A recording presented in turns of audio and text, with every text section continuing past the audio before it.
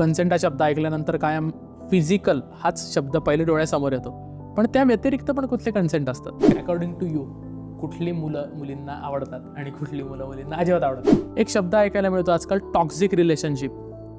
What is exactly toxic relationship? नाही, कोणी जर मला म्हणालं की आमचं डे 1 पासून हेल्दी रिलेशनशिप होतं, फार खोटं बोलतो. अरेंज मॅरेजच्या सिनारिओमध्ये बरेचदा याबद्दल बोललं जात नाही, तर तेव्हा पण कुठल्या कुठल्या कन्सेंटबद्दल आधीच चर्चा होणं मोस्ट इम्पॉर्टंट.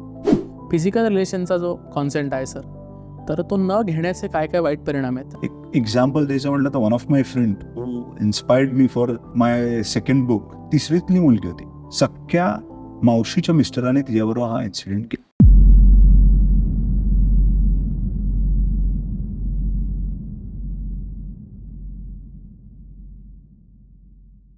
मंडळी नमस्कार. वैचारिक किडाच्या वैचारिक गप्पांमध्ये तुमचं पुन्हा एकदा स्वागत आहे. मध्यंतरी वाचन करत असताना ना एक खूप इंटरेस्टिंग पुस्तक माझ्या वाचनात आलं. नेव्हर आस्क फॉर अ किस. नावावरूनच तुम्हाला कळलं असेल की एक कन्सेंटच्या संदर्भातला विषय घेऊन पुस्तक लिहिलं आहे. तर मला वाटलं की वैचारिक किडावर या पुस्तकाचे लेखक आलेच पाहिजेत आणि या विषयासंदर्भात चर्चा झालीच पाहिजे. तर तुमच्यासाठी खास मी आज घेऊन आलो आहे अभिषेक विचारे सरांना. सर, खूप खूप स्वागत आहे तुमचं. आणि पुस्तक खूपच इंटरेस्टिंग आहे आणि रेड फ्लॅग ग्रीन फ्लॅगच्या जमान्यात कन्सेंट संदर्भात कोणतरी पुस्तक लिहित आहे, तर म्हटलं जरा मस्तपैकी गप्पा मारूया. तर माझा त्या संदर्भातलाच पहिला प्रश्न आहे की का बरं ड्राईव्ह झाले तुम्ही या विषयाकडे आणि का बरं वाटलं की या विषयावर पुस्तक लिहावं? बेसिकली हा विषय एवढा महत्त्वाचा आहे ना आजच्या घडीला, कारण येणाऱ्या तरुण पिढीकरता कन्सेंट हा विषय आता राहिलेला नाही आहे. कारण दे नो इट व्हेरी वेल की कन्सेंट पाहिजे नाही पाहिजे हे त्यांच्या एकदम क्लिअरिटी आहे. हे जेव्हा 90sच्या किड्सना विचारला त्यावेळी हे खूप महत्त्वाचं होतं की व्हॉट इज कन्सेंट. कन्सेंट म्हणजे आजच्या घडीला ना काय की आपण एखादी गोष्टीची सुरुवात करतो, पण सुरुवात करत असताना ना कोणी असं एका रिलेशनशिपमध्ये आल्यानंतर कोणाला वाटतच नाही की मी विचारावं का. तर ते कुठेतरी म्हटलं की हे कुठेतरी मांडणं गरजेचं आहे की बाबा ह्याच्याकडून होणाऱ्या ज्या अनेक विषयांतर होतात की त्यानंतर मग का नाही रिलेशन्स का नाही आजपर्यंत टिकत आहेत, तर त्याची कारणं का होतात. पण ही सुरुवातच ही आहे ना की मी जर कन्सेंट घेतलंच नाही कुठच्या गोष्टीला, मी गृहीत धरायला लागलो आजच्या घडीला. I am taking people for granted. माझं असं मत आहे की अरे हा बाबा माझी झाली ही, तर आता मग पुढे का मी का विचारू, अरे शी इज माहीत. पण असं नाही आहे ना, तिच्या मनाचा विचार आपण कधी करणार. तर त्याचा एक थोडा सारांश घेऊन मी म्हटलं की त्याच्यावरती एक थोडंफार आपण लिहिणं गरजेचं आहे. कन्सेंट हा शब्द ऐकल्यानंतर कायम फिजिकल हाच शब्द पहिले डोळ्यासमोर येतो, पण त्या व्यतिरिक्त पण कुठले कन्सेंट असतात? बेसिकली फिजिकल पहिलं यायचं कारण काय, कारण काय झालं, आपण इन्सिडेन्सेस तसे ऐकलेत, आपण फिजिकली इन्सिडेन्सेस ऐकलेत, आपण त्याच्या व्यतिरिक्त म्हणजे मेंटल एक हा मेजर कन्सेंट आहे. मेंटल म्हणजे कसं, तिचं सेल्फ आजपर्यंत असं ना, बाईला बाई पण जगायला देत नाही. जेव्हा एखाद्या रिलेशनशिपमध्ये एखादी बाई येते किंवा एखादी मुलगी येते, त्यानंतर आहे ना ती बेसिकली तुम्ही जर बघितलं असेल ना, मुलगी रिलेशनशिपमध्ये ना खूप लेट येते. म्हणजे त्यासाठी मुलं खूप प्रयत्न करतात. मग प्रयत्न करत असताना असं होतं की तेव्हा तो म्हणजे म्हणतात ना की जीवाचं रान करून टाकेल त्या रिलेशनशिपसाठी. पण जशी ती रिलेशनशिपमध्ये येते ना, ती खूप सिरियस होऊन जाते त्यासाठी. आणि मग तेव्हा ना शी इज इंटू, मग ते तिचं पण कुठेतरी हरवतं. मग ती त्या मुलामध्ये इन्व्हॉल्व्ह होऊन जाते आणि मग असं असतं की अरे मग तिचं पण मग राहतच नाही तिला. तर दॅट इज वेअर की ते मेंटल कन्सेंट खूप इम्पॉर्टंट आहे मला असं वाटतं. आणि सेकंड इज फायनान्शियल कन्सेंट. म्हणजे रिलेशनशिप नंतर आल्यानंतर जर वेन यू गेट मॅरिड त्यानंतर फायनान्शियल कन्सेंटला पण खूप जास्त महत्त्वाचं आहे. म्हणजे एखाद्या स्त्रीचं तिचं फायनान्शियल स्टेटस म्हणा किंवा तिच्या गोष्टी ते तिच्यापर्यंत असणं खूप गरजेचं आहे. आपण काय होतं की अरे तेरा भी मेरा है मेरा भी तेरा है, पण त्यामध्ये तिचा पण तेवढाच रोल इम्पॉर्टंट आणि तिचं महत्त्व घेणं खूप गरजेचं आहे त्याच्यामध्ये. नात्यात एका पॉईंटला ना असं होतं की मुलगी अचानक म्हणते की आपल्याला बोलायची गरज आहे आणि एकदम मुलाचे अँटेने उभे राहतात. का बरं, कुठल्या टप्प्यावर असं होत असेल, तुम्हाला काय वाटतं? बेसिकली कसं असतं ना की जेव्हा रिलेशनशिपमध्ये येते ना, तिला जर एखादी गोष्ट खटकली ना, ती बोलत नाही. ती मनात ठेवते की अरे याला वाईट वाटेल, तर मी कसं सांगू कसं सांगू. कसं सांगूच्या नादात ना एक टाइम असा येतो की त्या गोष्टी एवढ्या पाहिलं होतात ना की आता तिचा स्फोट होतो. आणि त्यावेळी मग तिला असं वाटतं की बस I don't want to lose him. मला ह्याला घालवायचं नाहीये, पण माझं नातंही मला तोडायचं नाहीये. तर मला आता बसून ह्याच्याशी बोलणं गरजेचं आहे. आणि तेव्हा काय असं यामध्ये पण दोन गोष्टी आहेत. मुलाला ती सांगते की बाबा ह्या गोष्टी घडता आहेत आणि त्याचं लक्ष नाहीये त्या गोष्टी. मग तिला कुठेतरी तो बोलतो ना उद्रेक होतो आणि मग ती बस्ट आउट होते तिथे. कारण ह्या गोष्टी आपण विचार नाही करत की तिच्या मनात काय चाललंय त्यावेळी. आपण फक्त आपलं, कारण आपण लगेच रुळतो, कारण घराच्या बाहेर पडलं किंवा मित्रांमध्ये गेलं की आपलं विश्व वेगळं असतं, तेव्हा आपलं आठवत नाही. पण ती त्या विश्वात पण ती आपला विचार करत असते कुठेतरी. रिलेशनशिपमध्ये यायच्या आधीची एक स्टेज असते मुलीशी बोलायची, त्याच्यात असतं फ्लर्टिंग. एखाद्या मुलीला एक मुलगा फ्लर्ट करतोय ते आवडतं, ॲट द सेम टाईम दुसरा मुलगा फ्लर्ट करतोय ते आवडत नाही. तर इथे पण कन्सेंट किती महत्त्वाचं आहे, म्हणजे जो मुलगा सगळ्या बाबतीतला कन्सेंट घेतोय त्याच्यासोबत ती जास्त खुलत जाते असं असतं. म्हणजे 100%. बेसिकली फ्लर्टिंग काय, की बाबा मी माझ्या मनातल्या भावना व्यक्त करतोय. तर फ्लर्ट करत असताना मला माझ्या लिमिटेशन्स माहिती असणं खूप गरजेचं आहे. आणि त्या मुलीला भावना कळतात, म्हणजे न कळत मुलीला भावना कळतात. म्हणजे मी एखादा वाक्य जर तिला म्हटलं आणि ती त्याच्या मागचं, म्हणजे दे कॅन बोलत ना, रीड बिटवीन द लाईन्स. तर त्या भावना खूप गरजेच्या आहेत. तुम्ही काय भावनेने या गोष्टी व्यक्त करताय ना, हे खूप गरजेचं आहे. आणि त्या मुलींसमोर तुम्ही, आपण किती झालं तरी आपण नाही लपवून ठेवू शकत या गोष्टी. तर त्यामुळे ते इझिली कॅच इट, की अरे ह्याच्या मागचं इंटेन्शन काय, ह्याच्या मागचे इंटेन्शन चांगले आहेत की वाईट आहेत. तर ते तिला आवडतंय का हे आपण विचार करणं गरजेचं आहे. जर ते कळलं की अरे हा बा, मी जर एक एक लिमिट वर जाऊन पण बोलतोय पण शी इज कम्फर्टेबल विथ इट, तर ठीक आहे. पण तो रेड फ्लॅग जेव्हा येतो तर आपल्याला कळणं गरजेचं आहे की बाबा इथे थांबणं गरजेचं आहे. ते ते आजच्या घडीला ते कुठेतरी सगळंच चालतंय. अजूनपर्यंत ते तो कुठेतरी ना एक बॅरियर येणं गरजेचं आहे. या सिच्युएशनमध्ये आता तुम्ही रेड फ्लॅगचा जो उल्लेख केला, मुलींसाठी ग्रीन फ्लॅग कुठले आहेत या सिच्युएशनमध्ये स्पेशली?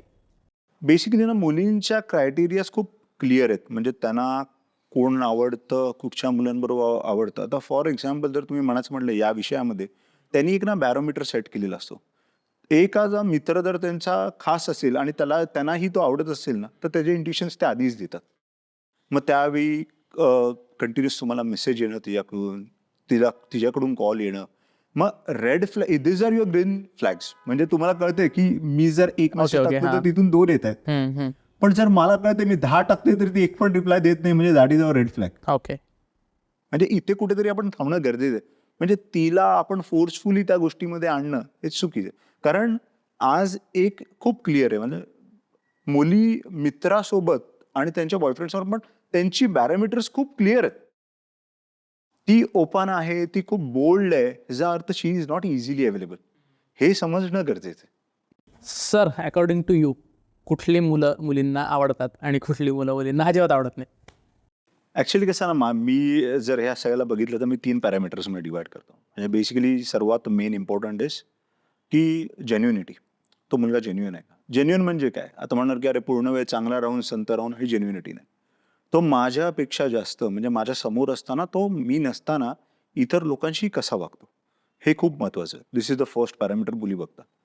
सेकंड इज की हाऊ इंटेलिजंट इज. इंटेलिजंट म्हणजे मी बौद्धिक पातळी म्हणणार नाही, त्याच्या फॅमिलीला घेऊन डिसिजन मेकिंग पॉवर ही खूप इम्पॉर्टंट आहे.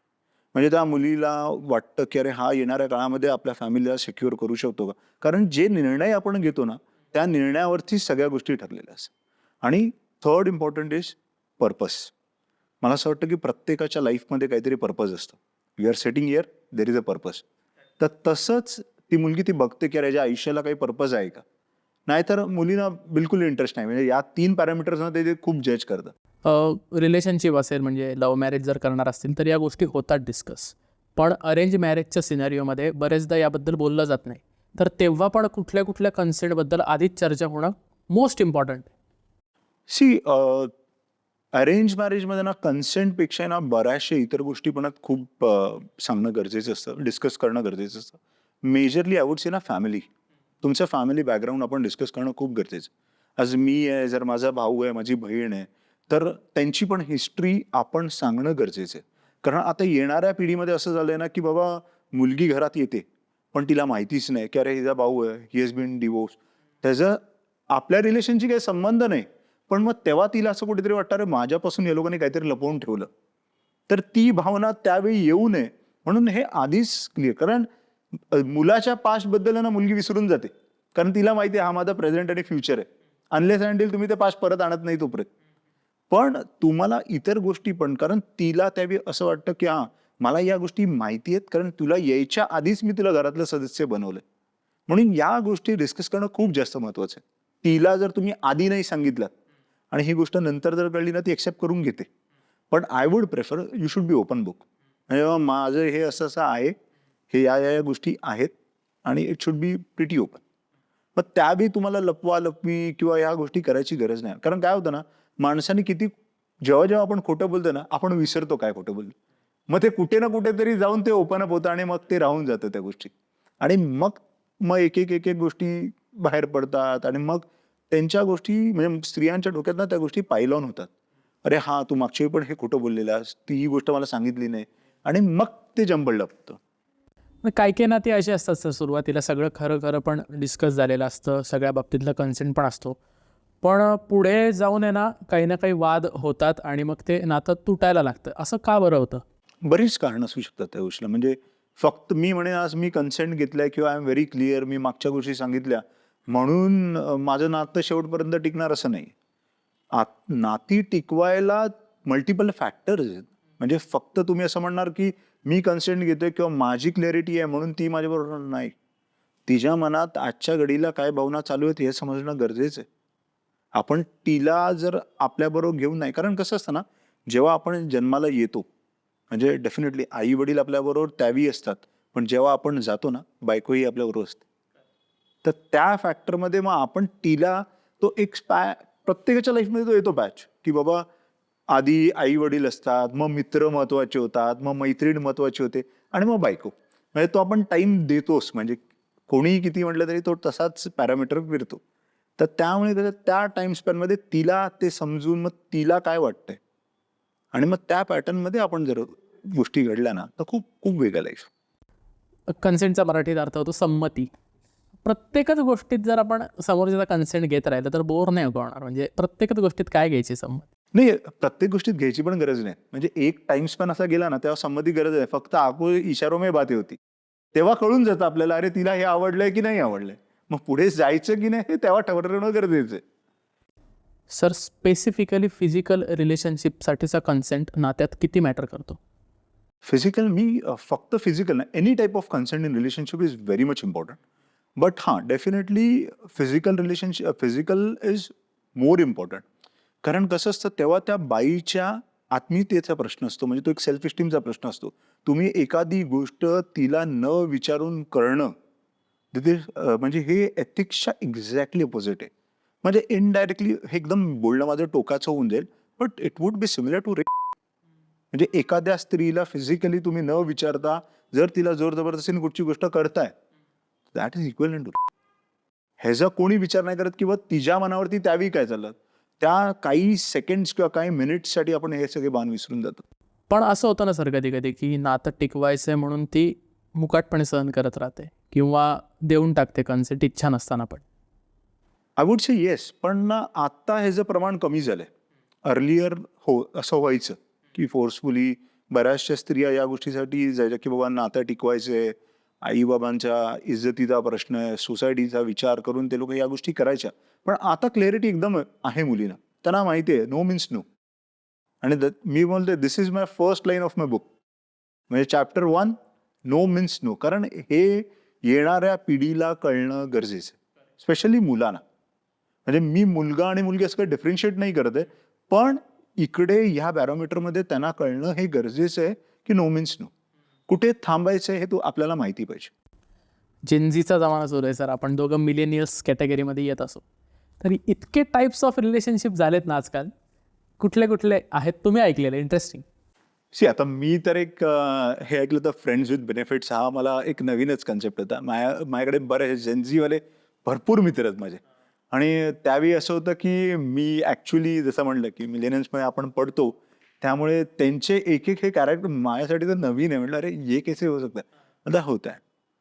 तर मित्रपरिवार एकदा असंच आमच्या सोसायटीमध्ये त्याला हँग आउट करत होते. थोडं दे हॅड सम ड्रिंक्स आणि त्यानंतर both of them had that moment. इतर लोक दुसऱ्या रूममध्ये होते आणि he shared that thought with me and I was like seriously ऐसा भी होता है? मतलब हाँ, नेक्स्ट डे वो मेरे को लिफ्ट में मिली. She was normal with it, I was normal with it. पण याचं फ्युचर काय वाटतंय तुम्हाला? See they don't have any future about it. See they कसं आहे ना, ते लोक जास्त या गोष्टीवर विचार नाही करत, त्याला ताण नाही द्यायचं. That was a moment. I enjoyed it, she enjoyed it. There was no force. It was totally about consent आणि आम्ही कन्सेंच्युअली केलेलं आहे आणि आम्ही विसरलो आता. फिजिकल रिलेशनचा जो कॉन्सेंट आहे सर, तर तो न घेण्याचे काय काय वाईट परिणाम आहेत आणि तुम्ही काय उदाहरण वगैरे ऐकली या संदर्भात एखादं? सी बेसिकली ना फिजिकल रिलेशनशिपमध्ये कन्सेंट तुम्ही नाही घेणं म्हणजे त्याला ना मेनी फॅक्टर्स आहेत म्हणजे तुमच्या रिलेशनशिपला स्पॉइल म्हणजे it can be moving towards a toxicity. मग हे जर आपण म्हटलं तर बेस्ट उदाहरण द्यायचं म्हटलं तर एक माझी अशी मैत्रीण होती.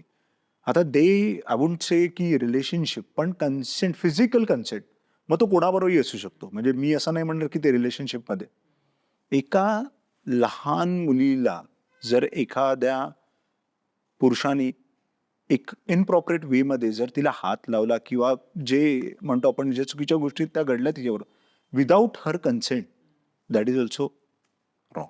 मग ते नातं स्पॉईल होणारच आहे.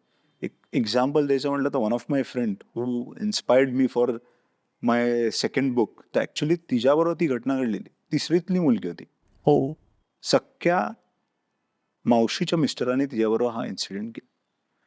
आता इथे जर आपण म्हणायचं म्हटलं तर आईला गोष्ट माहिती आहे, वडिलांनाही गोष्ट माहिती आहे. वडील म्हटलं की मी त्याला संपवून टाकेन. पण तिची आई ज्या भूमिकेत आहेत त्या व्यक्तीला 2 मुलं आहेत 10 आणि 12 वर्षाची. तर ती इन्सिडेंट म्हणजे इथे पूर्ण ती फॅमिली जेव्हा डिस्टर्ब होते आणि बेसिकली ना त्या मुलीला आजवर ते इन्सिडेंट आठवतात.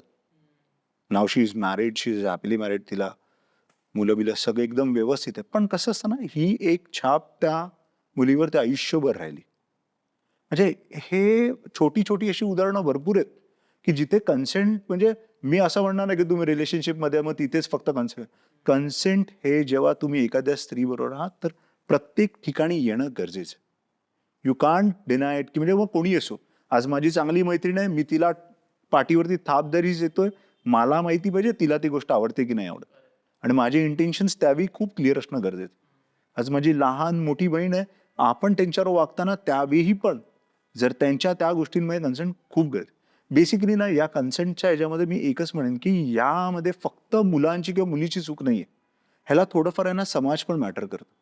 कारण कसं आहे समाज म्हणजे काय, मी कुठच्याही रिलिजन किंवा कुठच्या जातीला मी समाज नाही मानत. माझ्या आजूबाजूला असणारी लोकांना मी समाज मानतो. मग माझे मित्र असतील, माझे रिलेटिव्ह असतील त्यांना मी समाज. मी लहान मुलगा म्हणून जर समजा त्याच्यावरती जेव्हा संस्कार आपण घडवतोय तो जे बघतोय ना त्या गोष्टी त्याच्या हाती घडतात. एखादा मुलगा 16 वर्षाखालील त्याच्या हातून एखादी गोष्ट घडली तर त्याचा दोष समाजालाच जाणार. कारण तो अजून बालिक पण नाहीये की त्याला या गोष्टी एवढ्या मॅच्युरिटी पण नाहीये त्या गोष्टी. तर त्यामुळे मी हे म्हणतो की हे आजूबाजूला ज्या गोष्टी आपल्या घडतात ना त्यावेळी त्या मुलांवरती तिथे कुठे रोग द्यायचा किंवा कुठच्या गोष्टी किती अवेलेबिलिटी आणायच्या ह्या गरजेच्या आहेत. तुमचं लिखाण एक वुमन सेंट्रिक असं म्हणायला हरकत नाही. तर तुम्हाला काय वाटतं की पार्टनरने नात्यात घेतलेला कन्सेंट हा मुलीला किती आवडतो? खूप आवडतं. म्हणजे बरेच वेळा आपल्याकडून असं होतं न कळत आपण कन्सेंट घेत नाही. मी असं नाही म्हणणार मुद्दामून घेत नाही, न कळत होतं. मग तेव्हा आपण थोडं मनवतो ते अशा गोष्टी होतात आणि मग मुली रेडी होतात.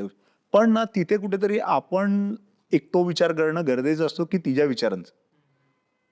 आणि मुलींना खूप आवडतं म्हणजे ज्या वेळी जर आपण कुठची छोटी गोष्ट जरी तिला विचारून केली ना म्हणजे ह्या रिलेटेडच नाही म्हणजे इतर गोष्टींमध्ये डे टू डे लाईफमध्ये पण जर आपण एखादी गोष्ट तिला विचारून केली ना तर तिच्या भाव त्याबद्दल खूप म्हणजे मेन म्हणजे कसं होतं ना तिला तो एक रिस्पेक्ट दिल्यासारखं असतं किंवा तुला विचारतो म्हणजे मी तुझ्यासाठी स्पेशली काही दाखवतो असं नाही but you are that important for me.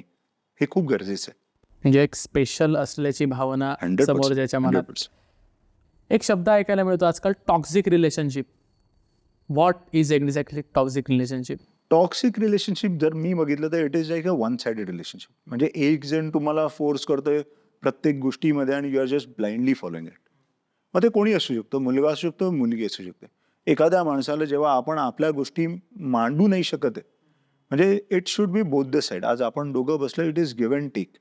If it is not a give and take, एक वन साइडेड येत आहे तर कुठे ना कुठेतरी ते टॉक्सिक होणार. समोरच्याचा ब्लास्ट तो एक दिवस होणारच आहे कारण त्याच्या मनातल्या गोष्टी बाहेरच येत नाहीये. तर काय येते ना त्यात टॉक्सिसिटी? का वाटतं असं समोरच्याला? आता टॉक्सिसिटी जर आपण म्हणलं ना आता बेसिकली की एक तर पहिले तर फ्रीडम पण वेगळ्या प्रकारचे. प्रायव्हसी, आजच्या घडीला जो नवीन शब्द आला स्पेस, स्पेस ज्यावेळी समोरच्याला मिळत नाहीये तर त्यावेळी ही टॉक्सिसिटी निर्माण व्हायची पहिलं मेन. सेकंड इज ट्रस्ट, म्हणजे अनट्रस्ट म्हणेन मी त्याला, की कुठेतरी ट्रस्ट फॅक्टर कमी होत चाललाय आणि मग शंका कुशंका, मग फोन हिसकावून घेणं, कॉल हिस्ट्रीचा पंचनामा, या सगळ्या गोष्टी जेव्हा येतात ना तर ट्रस्ट हा फॅक्टर खूप मॅटर करतो. आणि आय वुड से ना की प्रायव्हसी बरोबर ना, आता बरेच वेळ, आता फॉर एक्झाम्पल माझ्याकडे जर तुम्ही बघितलं ना माझ्या ह्याच्यात पासवर्ड आहेत ना माझ्या बायकोच्या ह्याच्यात पासवर्ड आहेत. वी आर प्रिटी ओपन, कारण there is nothing to hide. जर लपवण्यासारखं काही नाहीच आहे तर तुम्ही ओपन करून हा ती माझा फोन वापरू शकते, मी तिचा फोन वापरू, there is nothing to hide anything. तर it is pretty easy for you. म्हणजे आपल्यासाठी एक एक पॅरामीटर, कारण इतर गोष्टी एवढ्या आहेत ना की त्या करत असताना आपल्याला या पॅरामीटर सांभाळणं खूप गरजेचं आहे. 5 signs of toxic relationships. 5 signs म्हणलात ना तुम्ही. मी जसं म्हणलं की एक तर ट्रस्ट, अनट्रस्ट असणं. सेकंड इज प्रायव्हसी नसणार. थर्ड आय वुड से की फायनान्शियल अनस्टेबिलिटी, म्हणजे फायनान्शियल चेक म्हणेन मी, की म्हणजे मी प्रत्येक वेळी स्पेंड करतो तर there is always a check की बाबा where you are spending it, का करतोय, हे का करतोय, ते का करतोय. तर तो एक फॅक्टर मी म्हणेन. त्यानंतर मी एक म्हणेन ना, एक खूप मेजर फॅक्टर आहे की not knowing each other properly. कारण काय होतं की बरेच वेळा असं होतं ना की मला एक गोष्ट करायची आहे पण तिला माझ्या विरुद्ध करायची, पण या गोष्टीवरती मी कधीच तिचं मन जाणून नाही घेतलं ना तिने माझं मन जाणून घेतलं. ती तिच्या हिशोबाने करते, मी माझ्या हिशोबाने करते, पण ते जुळतच नाही. We are running like a rail that is on a parallel line, पण ते कुठेतरी जुळणं गरजेचं आहे. कसं समजायचं आपण टॉक्सिक रिलेशनशिपमध्ये आहोत? बेसिकली जसं तुम्ही रिलेशनशिपमध्ये जाल एक टाइम नंतर की आपल्याला कळतं की समीकरणं जे जुळत नाही आहेत एकत्र. म्हणजे मी म्हणत टेलिपथीच मॅच होत नाही. मला जायचं ईस्टला, तिला जायचं वेस्टला. ती म्हणते की नाही आज फोडणीचा भात खाऊया, मी म्हटलं नाही आज बिर्याणीच मागवायची. तर दिज आर स्मॉल इन्सिडेन्सेस की बाबा नाही येत आहे. त्यानंतर पण म्हटलं ना की फॉर एक्झाम्पल आता हे बरेच वेळा होतं पण की ती म्हणणार की आपण जर म्हणणार अरे काय बोलायचं आहे का तुला, आणि शी वुड से की नाही मला काही बोलायचं नाही, आणि आपण बोलणार ठीक आहे चला मग झोपूया. आणि त्यानंतर तिला अच्छा मी हे बोलले आणि तुला कळलं नाही की मला बोलायचं होतं काहीतरी. तर दिस कॅन बी स्मॉल थिंग्स की ज्यामध्ये, कारण या गोष्टी ना नंतर नंतर पाहिलं नव्हतं, आधी आपल्याला जाणवत नाही, आपल्याला काय वाटतं सी वी इग्नोर इट किंवा we take her for granted की फॉर हिम फॉर ग्रांटेड, असं बरेच वेळ होतं. आणि युजली कसं आहे ना की रिलेशनशिपमध्ये ना मुली 110% देतात, मुलं देतात 90-80%, पण कसं असतं की आपण थोडंफार पुढे मागे पण मुलींचा 110% येतोच रिलेशनशिप. आणि आपल्याला ते तो बॅरोमीटर मॅच करणं कठीण होऊन जातं. मागे एक मूवी हिट झालेला आहे इंडियामध्ये, super duper hit, Kabir Singh, आणि तो भयंकर टॉक्सिक दाखवला आहे त्याच्यामध्ये. तुम्ही असं रिलेशनशिप पाहिलंय की जे वर्कआउट झाले टॉक्सिक असून सुद्धा? सी बेसिकली आता कबीर सिंग हा जर मूवी तुम्ही म्हणाला, मी I won't say it is a toxic relationship. The guy has been shown toxic. 5ही बोटं सारखी नाही आहेत, अशी माणसं आहेत जगात. पण ना दुसऱ्या साईडला जर बघाल ना त्या मुलीमध्ये जो स्टेबिलिटी किंवा जी ग्रॅव्हिटी आहे ना ती आपण कोणीच बघितली नाही. म्हणजे अशा मुली बऱ्याच आहेत की ज्यांना टॉक्सिक रिलेशनशिपमध्ये असताना पण तो मुलगा हवाय, कारण तिला माहिती आहे मीच ह्याला सरळ करू शकते. आणि ते जर बॅलन्स आहे ना, कारण म्हणतात ना opposite pole attracts, he is extreme opposite आणि शी इज एक्स्ट्रीम इंट्रोवर्ट, म्हणजे ह्याचं ते समीकरण आहे. म्हणजे जर तर आय वोंट बी म्हणजे मी त्याला प्रमोट नाही करणार टॉक्सिसिटीला, बट डेफिनेटली मी त्याच्यापेक्षा जास्त मी तिला महत्व देईन. ते रिलेशनशिप तिने जपलं. म्हणजे तिच्या ग्रॅव्हिटीने त्याची टॉक्सिसिटी न्यूट्रल गेली असं म्हणायला हरकत नाही. तुमच्या दृष्टीने हेल्दी रिलेशनशिप म्हणजे काय? तुमची व्याख्या काय त्याची? सी हेल्दी रिलेशनशिप म्हणजे कसं आहे की एकामेकाला समजून घेणं खूप महत्वाचं आहे रिलेशनशिप. मी जर एखादी गोष्ट करतोय रिलेशनशिपमध्ये आणि my partner is not knowing it, तर मग there is something a lag, आणि तो लॅग किंवा तो डिले आहे ना हा कमी करणं खूप गरजेचं आहे. मी असं नाही म्हणणार की माझ्या प्रत्येक गोष्टी माझ्या पार्टनरला माहिती आहेत, पण हां जर मी आज 100% आहे तर तिला ॲटलिस्ट माझ्यातला 80% तरी माहिती पाहिजे की अरे हा बाबा हा असाच. तर that would be the major factor for an healthy relationship. टॉक्सिसिटीचे 5 साईन्स सांगितले तुम्ही. हेल्दी रिलेशनशिपचे तुम्हाला वाटणारे काही साईन्स सांगा की या मार्गावर आपण आहोत म्हणजे आपलं रिलेशनशिप हेल्दी आहे बा. हेल्दी रिलेशनशिपमध्ये खूप इझी आहेत. म्हणजे बेसिकली जर तुम्ही म्हणाल ना, एक तर ट्रस्ट फॅक्टर खूप मोठा असतो त्यामध्ये. एकामेकावरती ठेवलेला ट्रस्ट. त्यानंतर तिथे प्रायव्हसी प्रकार होत नाही. They don't need any space. त्यानंतर जर तुम्ही म्हणाल ना, ते टेलिपॅथी एकदम बँग ऑन नसते तिथे. म्हणजे जेव्हा पण हेल्दी रिलेशनशिप तुम्ही बघाल, की अरे तो ईस्ट म्हटलं तर ती त्याच्या आधीच बोलेल, की अरे मेरे को तो इधर ही जाना था. आणि जसं मी म्हटलं, की तिथे त्या रिलेशनशिपमध्ये ते बोलत नाहीत. एखाद्याने कॉल घेतला ते मेरा वो ही है. आणि अशी बरेच उदाहरणं मी सांगू शकतो, की ज्यांना आज चांगल्या हेल्दी रिलेशनशिपमध्ये आहेत. हे विथ द टाइम डेव्हलप होतं नात्यामध्ये. 100%. कुठचंही नातं with the time is develop होतं. पण ह्या हेल्दी रिलेशनशिपसाठी ना आधी तुम्हाला खूप खस्ता खाव्या लागतात. म्हणजे मी असं म्हणणारच नाही. कोणी जर मला म्हणेल ना, की आमचं डे 1 पासून हेल्दी रिलेशनशिप होतं, फार खोटं बोलतो. कारण असं नाही होत. अप्स अँड डाउन्स प्रत्येक रिलेशनशिप हार्टबीट पण आपली वर खाली होते. तर हे तर रिलेशनशिप आहेत आणि त्यातून पण 2 वेगळ्या विचारांची माणसं एकत्र येऊन एका पाथवरती जर आपल्याला चालायचं तर दॅट इज व्हेरी डिफिकल्ट. हे बुक लिहिताना स्पेसिफिकली तुम्हाला मुलींच्या चष्म्यातून खूप बघावं लागलं असणार आहे या गोष्टींकडे. तर काय प्रोसेस होती आणि काय काय मानसिकतेचा विचार केला तुम्ही मुलींच्या? ऍक्च्युली ना हे book this was my first story. म्हणजे ही स्टोरी मी ऐकलेली आहे आय वुड से 2002-2003 मध्ये. मी पुस्तक लिहायचा विचार केला 2008 मध्ये. त्यानंतर ऍक्च्युली मी जेव्हा माझं फर्स्ट बुक लिहिलं, ती स्टोरी तर मी लंडनमध्ये वॉटरलू स्टेशनवरती एका माझ्या मैत्रिणीची ऐकली आणि मग त्यानंतर मी त्याला एलॅबोरेट करून आम्ही चेंज केलं. तर ह्या गोष्टी बघत असताना त्यावेळी मला एक ट्रिगर झालं, की boss I need to mention it out. कसं असतं, की पुरुषांच्या गाथा बऱ्याच आहेत. आपण हिस्ट्री जर आपण पुस्तक उघडून बघितलं ना, अरे या राजाने हे केलं, या राजाने ते केलं. पण राणींच्या खूप कमी आहेत. त्यावेळी कारण we have always stayed in a male dominating society. तर तिथे लिहित असताना पुरुषांच्याच गाथा भरपूर आपण गाजवून लिहिलेल्या गेल्यात. पण एखाद्या स्त्रीने केलेलं काम खूप कमी जण लिहितात आणि लोक एक्सेप्टन्स कमी आहे आपल्याकडे त्या गोष्टी. पण आता तसं राहिलेलं नाहीये. आता people are open for it. आणि मला त्याच वेळी वाटलं, की म्हणजे एखाद्या स्त्रीबद्दल जर लिहायचं असेल ना, कसं असतं स्त्रीनी स्त्रीबद्दल लिहिलं ना, तर ते एवढं त्याला महत्त्व लोक देत नाही. ठीक आहे, फिर उसमें क्या है. पण जेव्हा एका स्त्रीबद्दल एक पुरुष लिहितो ना, तेव्हा ते खूप आत्मीयतेने वाचलं जातं. कारण असं काय वाटलं या माणसाला, की तिच्याबद्दल लिहावं आणि म्हणून मग ती बाई ते पुस्तक उचलते आणि वाचते. ही प्रोसेस जर कंप्लीट करायची म्हटली ना, की it took me around 10 years एक पुस्तक लिहायचं म्हटलं तर. आणि मला एक्सपेक्टेड नव्हतं, की मी पहिलं एक ओळी तरी लिहीन. कारण ना मी याच्या आधी कधी पुस्तक लिहिलं किंवा कविता काही नाही. मी नॉर्मल बुक्स पण मी खूप कमी वाचायचो. पण I am a good story teller. मला एखाद्या गोष्टी आवडतात. तर त्यामुळे मग जर मला सांगायलाही आवडतात.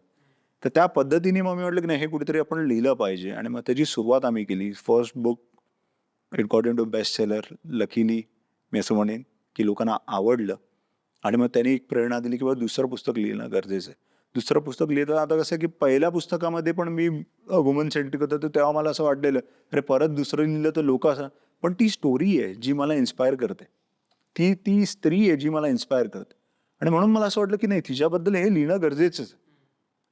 आणि हे करत असताना म्हणून I brought all those point. मग त्या पहिला विषय घेऊन मग त्या स्टोरीजमध्ये कन्व्हर्ट करून त्याला प्रॉपरली लाईन करून. कारण माझ्या भोवती या गोष्टी झाल्या. कारण कसं असतं, की जेव्हा त्या मुलीबद्दल त्या गोष्टी घडल्या, तिचे आई-वडील, ती जी व्यक्ती ती, तिची मावशी एवढ्याच लोकांना माहिती. I was the fifth one to know it. आणि मला तेव्हा असं वाटलं ना, की ह्याच्या अगेन्स्ट कोणीतरी आवाज उचलायला पाहिजे. आज मी माझ्या पुस्तकात जर ती गोष्ट लिहितोय, कधी ना कधी कोणी ना कोणीतरी वाचेल आणि कुठे ना कुठेतरी त्याला एक ठिणगी जरी पेटेल ना, तरी खूप फरक पडेल त्या गोष्टी. कारण she was just what 10 years old.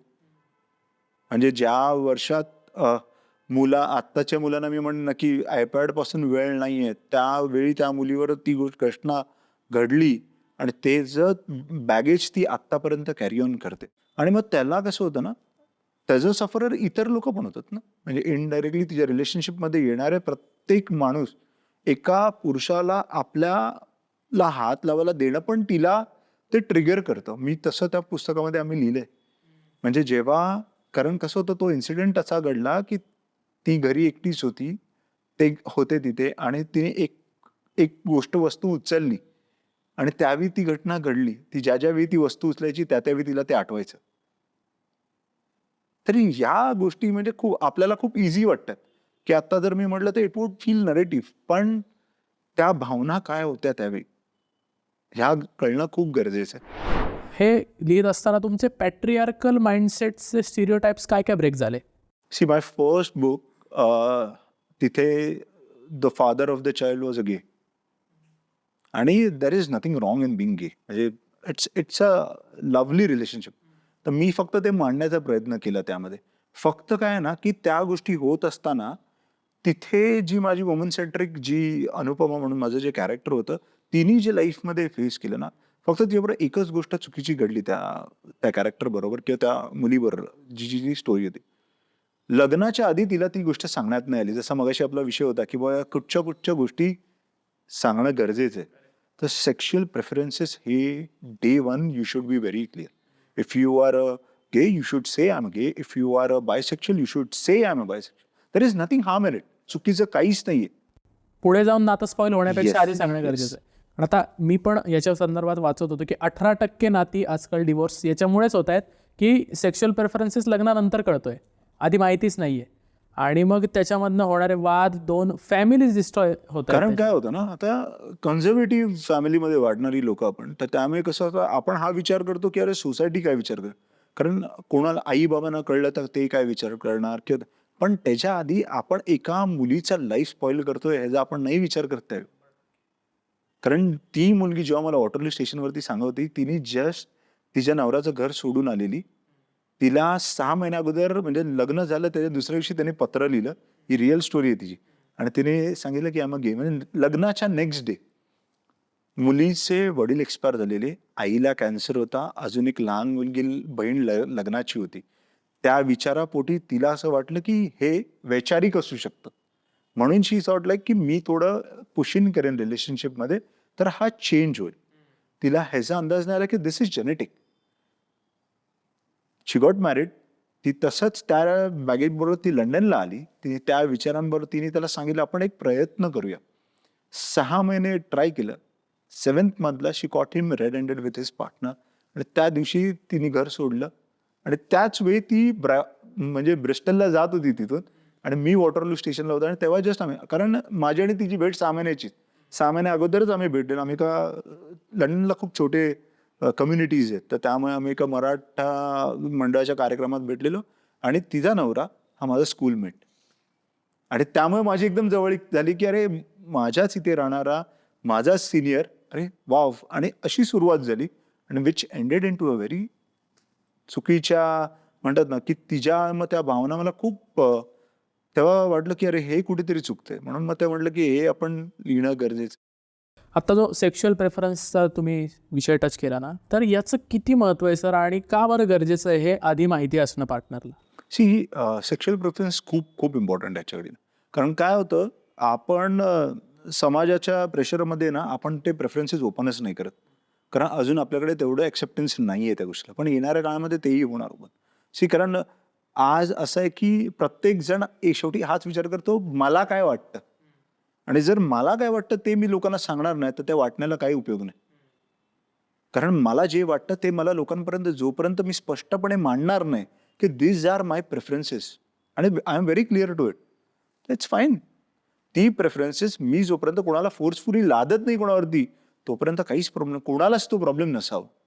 आणि त्यामुळे जर if you whatever your preferences are, you have to be very clear with it. तुम्ही नीट आणि चांगल्या रीतीने जर समोरच्या पार्टनरना सांगितलं, मला वाटत नाही पार्टनर पण त्या गोष्टीला ओव्हर हे करा. उलट मी म्हणेन ना, ते लोक हॅपली त्या गोष्टीला एक्सेप्ट करतील, आणि एक तुम्हाला वे आउट मिळेल, किंवा तुम्हाला एक पार्टनर मिळेल, ज्याशी व्यक्ती मिळेल, ज्याशी तुम्ही मन मोकळेपणाने बोलू शकाल. कारण विषय असा आहे आजच्या घडीला की मन मोकळेपणाने बोलायचं कोणाशी, कारण पीपल स्टार्ट जजिंग यू. आणि हा सर्वात मोठा फॅक्टर आहे ज्यामुळे प्रेफरन्सेस ओपन होत नाही. कारण कोणाला नको की मला कोणी जज नाही करायचं, आणि जज केल्यावर पण मग आपल्या डोक्यात हा विचार असतो, तो काय मला जज करतो, कशा पद्धतीने करत असतो. तर हे कुठेतरी जजिंग आपल्या, म्हणजे मनाचे खेळ जर आपण थांबवले ना, आणि जर we are clear with our preferences ना, there is no harm in. Thank you so much sir, तुम्ही चॅनलवर आलात, आणि शक्यतो या विषयावर चर्चा होत नाही त्याच्यावर आज खूप एलेबोरेटिव्हली तुम्ही बोललात. आणि मंडळी, तुम्ही सुद्धा सरांची दोन्ही पुस्तकं नक्की वाचा. पहिलं पुस्तक आहे the girl who got labelled, ते बेस्ट सेलर आहे, आणि दुसरं नेव्हर आस्क फॉर अ किस, हे सुद्धा आत्ता बेस्ट सेलर होण्यातच आहे. आणि स्टोरीमध्ये इतका दम आहे ना की एका लेखक नसलेल्या व्यक्तीला सुद्धा बेस्ट सेलर पुस्तकांचा लेखक केलं आहे त्या स्टोरीने. तुम्हाला पुस्तकं वाचायची असतील तर डिस्क्रिप्शनमध्ये आम्ही त्याची बाईंग लिंक देत आहोत. नक्की वाचा. पुस्तक कसं वाटलं हे सुद्धा सांगा. आजची चर्चा कशी वाटली हे सुद्धा सांगा. आणि चॅनलवर अजून कुठल्या विषयावर चर्चा ऐकायला आवडेल हे सुद्धा कळवा.